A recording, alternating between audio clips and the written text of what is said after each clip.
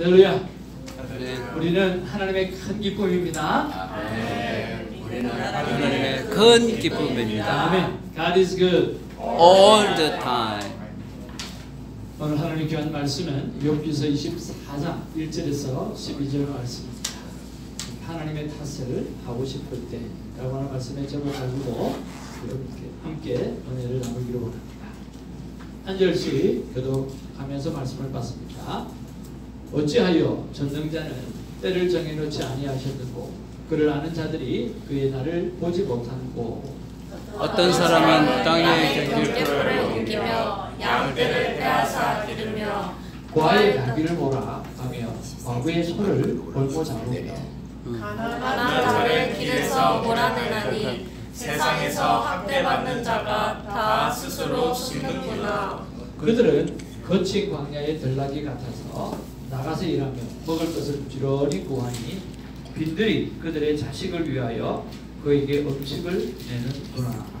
밭에서 남의 꼴을 베며 악인의 꼴을 따며 의복이 없어 벗은 몸으로 밤을 지내며 추워도 덮을 것이 없으며 산중에서 만난 소나기에 젖으며 가릴 것이 없어 바위를 안고 있느니라. 어떤 사람은 고아를 어머님의 품에서 빼앗으며 가난한 자의 옷을 벌모 잡음으로 그들의 옷이 없어 벌거벗고 다니며 혹시 이삭을 다루나 굶주리고 그 사람들의 담 사이에서 기름을 짜며 목말라 하면서 털을 밟느니라. 성중에서 죽어가는 사람들이 신음하며 상한 자 부르짖으나 하나님이 그들의 장상을 보지 아니하시느니라. 아멘. 우리가 11월 큐티책이 아직 이번에 이렇게 많이 늦게 처음인 것 같네요. 물류 대나라로서 큐티책이 아주 늦어지고 있습니다. 많이 기도 부탁드리고요. 우리도 우리지만 우리가 또 서로 이해가 되지 않습니까? 그러나 이 큐티책을 전해주는 많은 사람들이 있는데 아이들도 있고 어른들도 있는데 그분들이 받지 못하니까 마음에 얼마나 아쉬움이 있는지 또 아픔이 있는지 모르겠습니다. 좀 더 지혜롭게 해서 이 책이 잘 또 이렇게 도착할 수 있도록 그렇게 해야 할 것 같습니다. 자, 우리의 삶을 잠깐이라도 돌아본다고 한다고 하면 참 중요한 것입니다. 그런데 자신을 돌아볼 때 어떤 것을 기준으로 돌아보는가라고 하는 것은 더 중요합니다. 우리가 우리 자신을 돌아보는 것은 참 중요하잖아요. 중요한데 우리가 우리 자신을 돌아볼 때 어떤 기준이 있어야 되잖아요. 어떤 기준이 있어야 이렇게 나의 어떤 모습들 또 성숙해 갈 수 있잖아요. 그런데 그 기준이 애매모호하거나 그 기준이 없을 때는 참 힘들어요. 그래서 어떤 기준이면 참 좋을까 하는 것을 생각해 보는데요. 저는 저와 여러분들이 하나님의 사람이니까 항상 성령의 9가지의 열매가 저와 여러분의 기준이 되었으면 참 좋겠다 하는 그런 생각을 하게 되었습니다. 일전에도 말씀드렸던 것처럼 이것은 하나님과의 관계에 대해서 우리가 한번 체크해 볼 수 있고 내 안에서의 삶도 체크해 볼 수도 있고 그리고 이웃과의 관계 속에서 또 체크해 볼 수가 있어요. 성령의 9가지를 딱 생각하면서 내가 하나님 안에서 사랑이 풍부한가, 내가 하나님으로 말미암아 기쁨이 충만한가, 내가 하나님으로 말미암아 내 안에 참 평강이 넘치고 있는가, 그런 것을 한번 돌아보는 거죠. 그리고 하루를 살아가면서 나는 이웃을 향해서 얼마만큼 참았나, 나는 내 남편과 내 아들을 향해서 얼마만큼 참고 내 아이를 향해서 얼마만큼 참았느냐, 이웃을 향해서 내가 얼마나 자비를 베풀었느냐, 그리고 선한 일을 베풀었느냐 돌이켜보는 거죠. 그리고 내 안에서 하나님 앞에 얼마나 충성되었으며 하나님께서 나에게 맡기신 그 직장이 얼마나 충성되어졌는가, 그리고 내가 얼마나 많이 온유하고 뜻한 마음을 품었는가, 그리고 내가 스스로 나를 얼마나 많이 셀프 컨트롤하면서 절제하면서 살아왔는가, 과하지는 않았나. 그래서 자신의 삶을 돌아보는 것은 중요한데 어떤 기준으로 돌아보는가라는 것은 더 중요한데요. 그 중에 성경 전체를 다 볼 수는 없잖아요. 우리 성경의 9가지 열매를 생각하면서 하나님과의 관계 속에서 그리고 이웃과의 관계 속에서, 그리고 우리 내 안에서 이런 관계에서 돌아보면서 우리가 성숙해 나갔으면 참 좋겠다 하는 생각이 듭니다. 자, 이 성령의 9가지 열매는 바로 말씀이신 하나님과의 만남을 가질 때, 기억하게 되어질 때 오늘 그것이 가능한데, 그것이 바로 큐티라고 하는 것입니다. 매일 말씀으로 만나는 큐티의 삶으로 말미암아 성령의 9가지 열매가 저와 여러분의 삶 가운데 풍성하게 일어나게 되기를 주의 이름으로 축복을 드립니다. 오늘 제가 이 스피치 하는 게 아주 부드럽지 않습니까? 상당히 부드럽죠? 예, 한 5일 만에 10파운드가 빠지면 힘이 안 납니다. 이 길을 테니스를 쳐도 힘을 빼야 되고, 또 다른 운동을 해도 힘을 빼야 되고, 테니스 뭘 해도 힘을 빼야 되는데 이 힘이 잘 안 빠지는데, 그러니까 배가 고프니까 힘이 그렇게 저절로 빠집니다. 오늘도 잔잔한 하나님의 은혜가 우리 가운데 넘치기를 바랍니다. 자, 우리가 삶을 살아가다 보면 참 고쳐야 될 줄 알아요. 고쳐야 될 줄 알면서도 남 탓할 때가 많고, 참 고쳐야 될 줄 알면서도 하나님 탓할 때가 참 많습니다. 그렇잖아요. 왜 이렇게 남 탓하고 살아가는지 모르겠어요. 왜 하나님 탓하고 살아가는지 모르겠어요. 오늘 믿음이 참 좋은 유혹도 오늘 본문의 말씀에 보니까 하나님 탓하고 있는 거예요. 그것들을 바라보면서 오늘 우리가 남 탓하고 하나님 탓하고 하는 이런 생각들을 하나님 앞에서 말씀을 통해서 좀 고쳐나가면 참 좋겠다 하는 생각이 듭니다. 테니스를 이렇게 잘 보면, 테니스는 영국 왕족들이 배웠기 때문에 아주 신사의 종스포츠예요. 이 네트를 앞에 두고 하는 모든 스포츠는 굉장히 신사적 몸이에요. 테이블 테니스, 탁구 얼마나 신사적이에요. 그렇죠. 배드민턴 뭐 부딪힐 일이 없잖아요. 얼마나 신사적이에요. 테니스도 마찬가지예요. 굉장히 신사적이에요. 그리고 무엇보다 메이저 대회가 4개가 있는데요. 영국의 윌블던 대회를 할 때는요, 하얀 옷을 입어요. 그리고 소대나시라고 그러죠. 나시를 절대로 못 입어요. 근데 US 오픈은 좀 다른데요. 영국 윈블던은 영국에서 테니스가 나왔잖아요. 그때 전부 하얀색을 입어야 돼요. 그래, 세레나 윌리엄스라고 하는 아주 걸출한 이 여자 테니스 선수가 안에 브래지어를 검은색을 입었던 거예요. 어떻게 됐을까요? 탈락됐어요. 아니, 그때는 하얀색을 입었어요. 근데 그 다음에 여자들은 플레어 치마를 입어야 돼요. 반바지 입으면 안 돼요. 플레어 치마를 입어야 돼요. 남자들은 이렇게 에리가 딱 있는 걸로 항상 입어야 돼요. 컬러가 있는 걸로. 그리고 올 백색 입어야 돼요. 그만큼 매너 있는 스포츠가 테니스예요. 그런데 한 번씩 보면 종종 보면 어떤 일이 일어나느냐고 하면 화가 나가지고요. 그날 잘 안 되니까 라켓을 땅바닥으로 던져갖고 그냥 박살을 내는 그런 멀찌감한 일이 볼 수가 있어요. 아니, 지가 잘못하라고 맨날 치는 라켓을 갖다가 왜 그렇게, 아니 지가 잘못해놔놓고 라켓이. 또 한 종류는요, 이런 동호회들 보면 테니스 치다 보면 어떤 일이 생기느냐고, 한번 치고 나서 꼭 네트 맞잖아요. 그러면 괜히 줄을 맞아요. 줄이 왜 이렇지?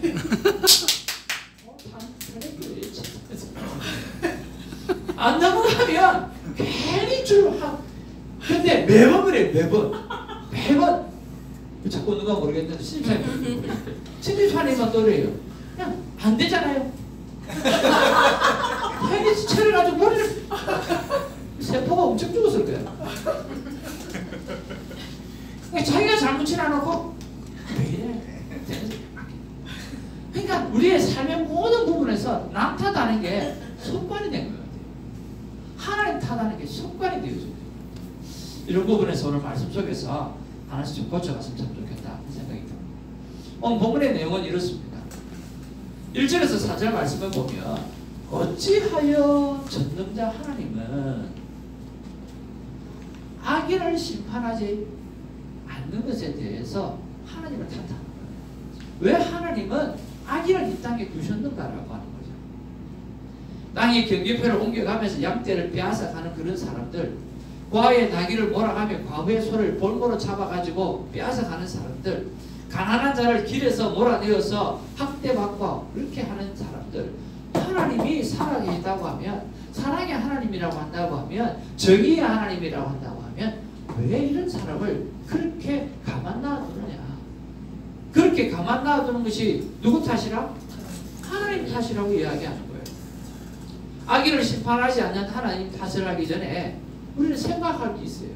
뭐냐고 하면 악인이 누가 됐냐는 거예요. 악인을 누가 만들었어요?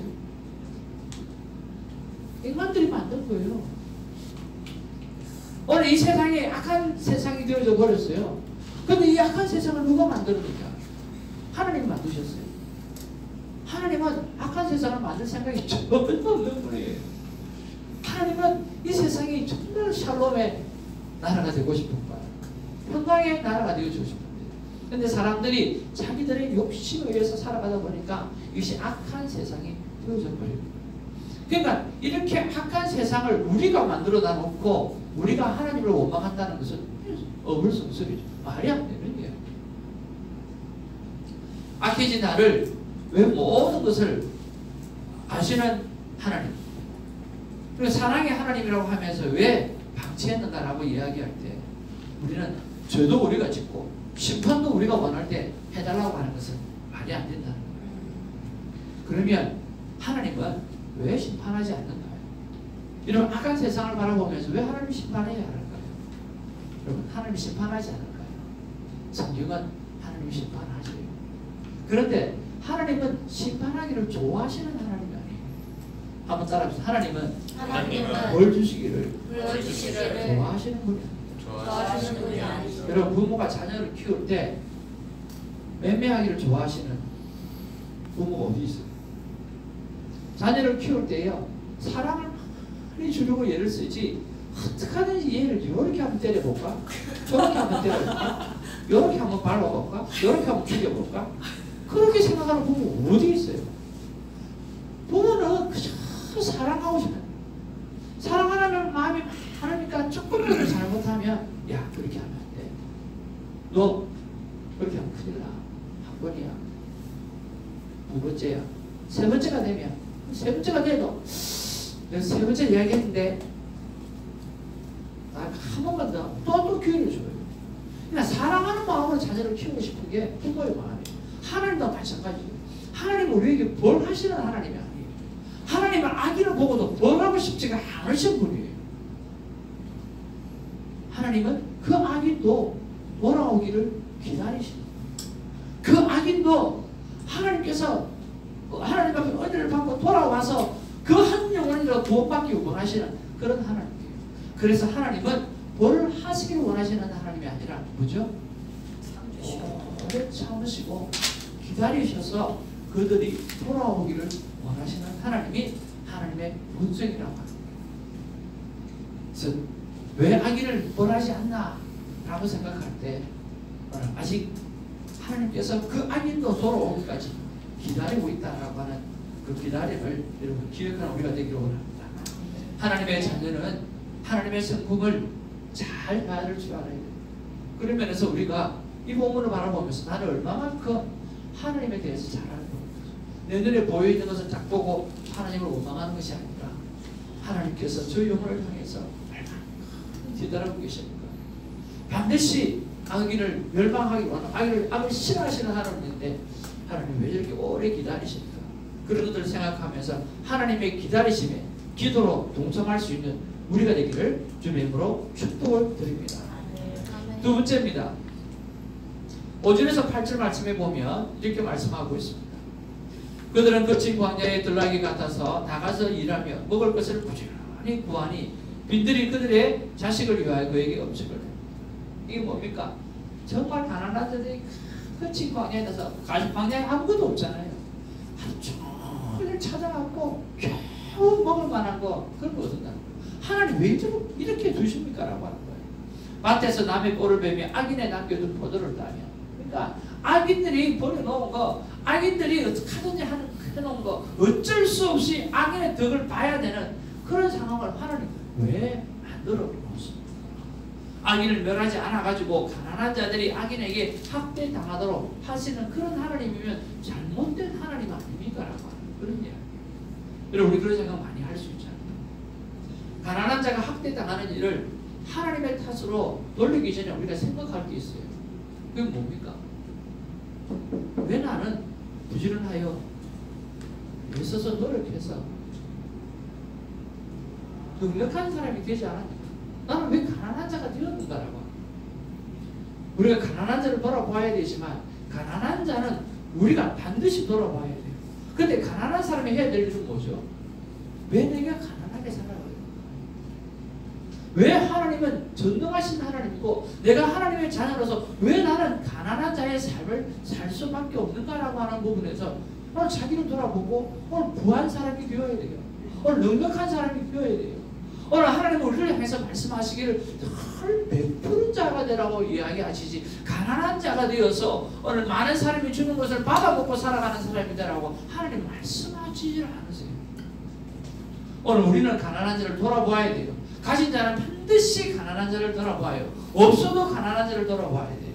그러나 가난한 자는 내가 왜 이 모습으로 살아가는지 오늘 자기를 돌아보면서 하나님께서 보여주신 그 축복의 길을 형통의 길을 말씀으로 따라가서 부지런히 애써서 돌아가셔서 그 일을 만들어내서 하나님 앞에 영광이 되는 삶을 살아드려야 된다.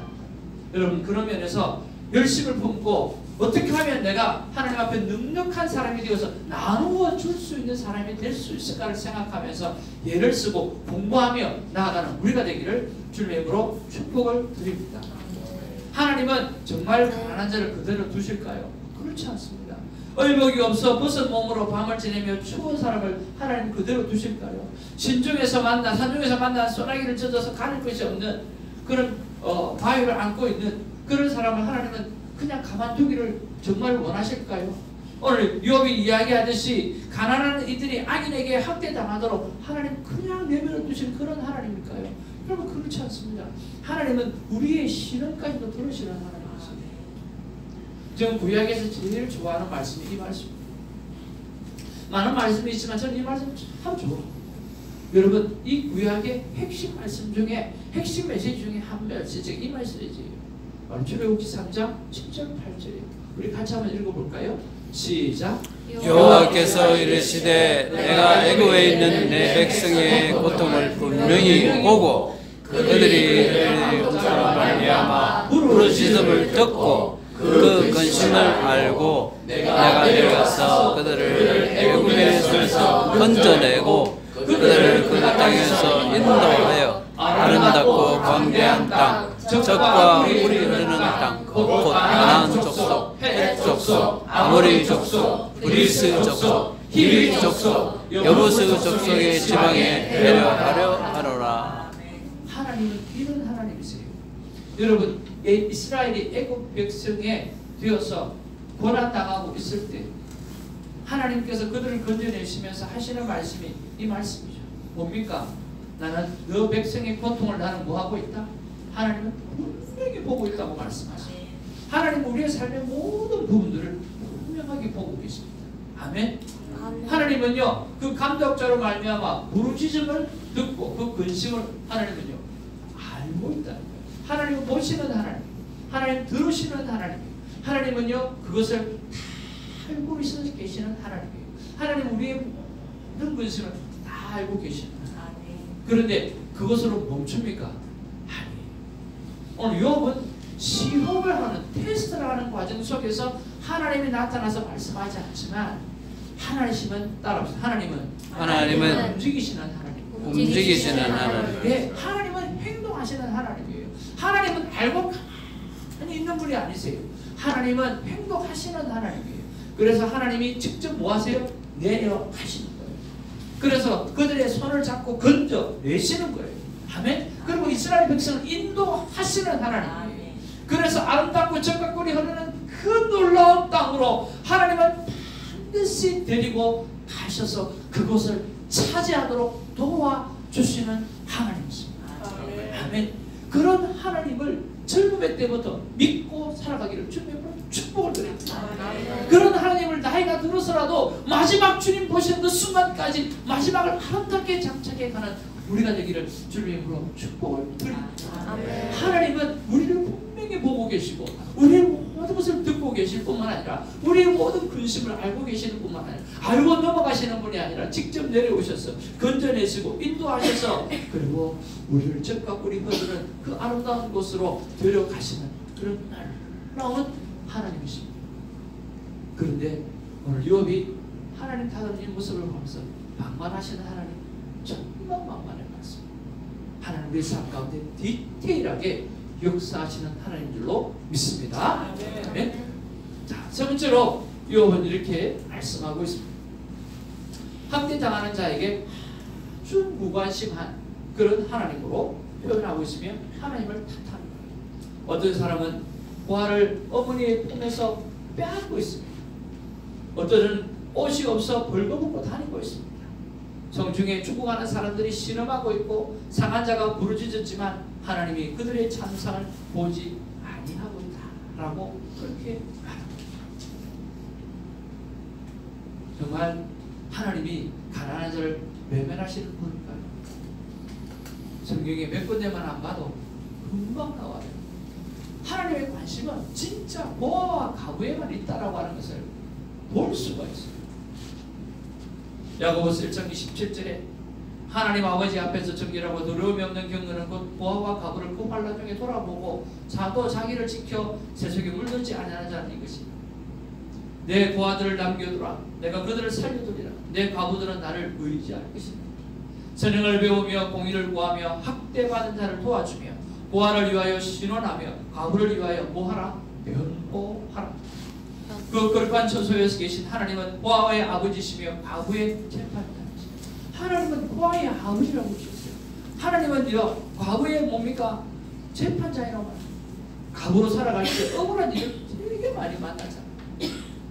여러분 여자가 혼자 되어지면 어떤 일을 만나요? 뭘 하나 들어도 사람이 필요해요. 뭘 하나 하려고 해도 사람이 필요해요.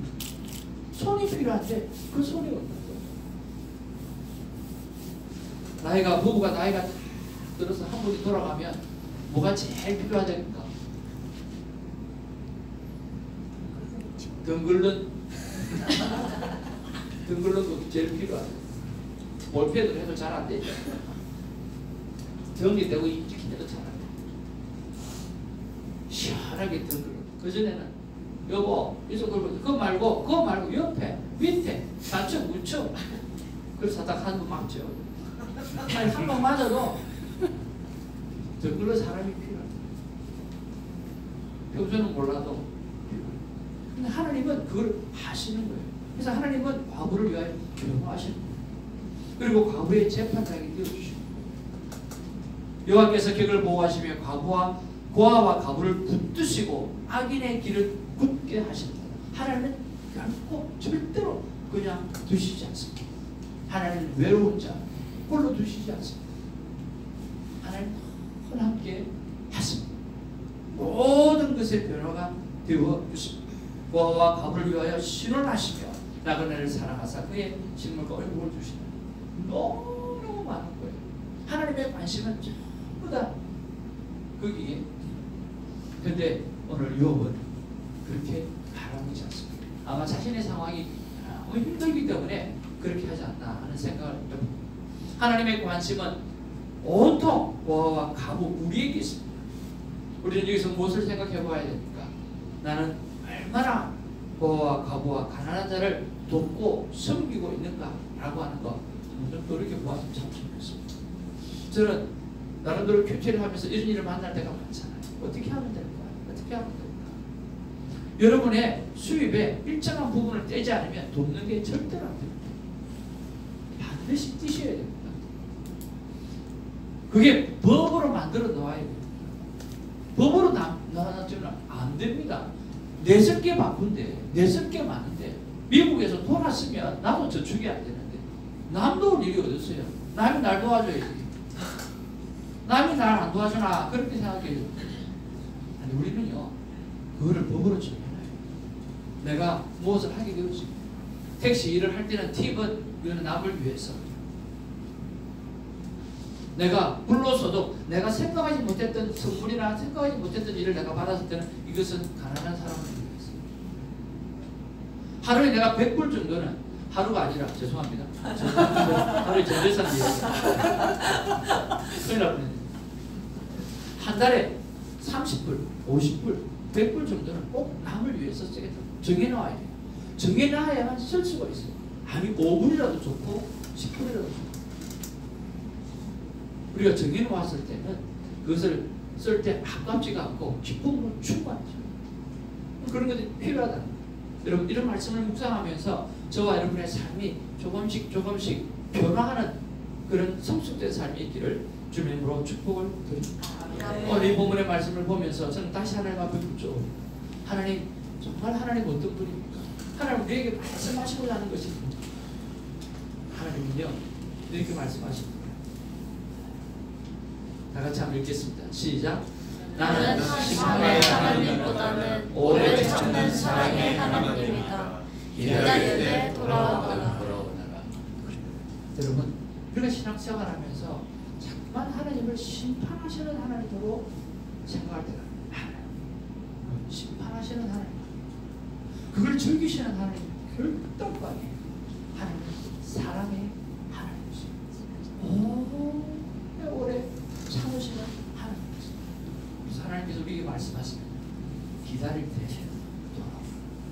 기다릴 때 내가 내 참는 이 순간에 한순간이라도 한시라도 빨리 돌아와서 하나님과 샬롬의 관계를 누려가자고 말씀하십니다. 기도하겠습니다. 사랑하며 충만하신 아버지, 우리 함께 동서하고 기도하기를 원합니다. 우리가 신앙생활하면서 정말 벌하시는 하나님, 벌 주시는 하나님, 내가 주일날 교회 가지 않으면 하나님이 이렇게 벌 주시겠지. 하나님께서 내가 뭐 기도생활 제대로 안 하지 않으면 뒤로 뭐 넘어져도 코가 깨지겠지. 뭐든지 내 안에 나쁜 일이 생기면 내가 신앙생활 뭐 잘못해서 그런 건 아니다.